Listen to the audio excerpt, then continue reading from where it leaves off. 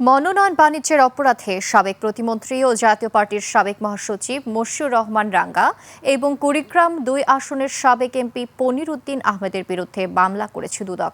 সংবাদ সম্মেলনে দুদক মহাপরিচালক আক্তার হোসেন এই তথ্য নিশ্চিত করেন। বলেন, জাতীয় সংসদ নির্বাচনে মনোনয়ন বাণিজ্যের বিষয়টি খতিয়ে দেখবে দুদক। বিস্তারিত সুমাইয়া খানের রিপোর্টে।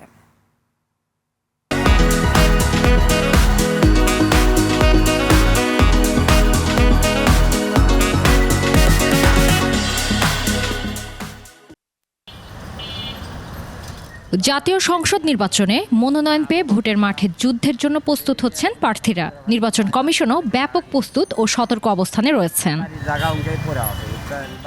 এমন সময় সাবেক পল্লী উন্নয়ন ও সমবায় প্রতিমন্ত্রী এবং জাতীয় পার্টির প্রেসিডিয়াম সদস্য ও সাবেক মহাসচিব মশিউর রহমান রাঙ্গা ও কুড়িগ্রাম-২ আসনের সাবেক এমপি পনির উদ্দিন আহমেদের বিরুদ্ধে দ্বাদশ জাতীয় সংসদ নির্বাচনে ১,৭০,০০,০০০ টাকা ঘুষ হিসেবে গ্রহণের প্রমাণ পেয়েছে দুদক। পনির উদ্দিন আহমেদের কাছ থেকে তিনি ১,৭০,০০,০০০ টাকা গ্রহণ করেছেন। আমরা সুনির্দিষ্ট অভিযোগের ভিত্তিতে কাজ করে থাকি।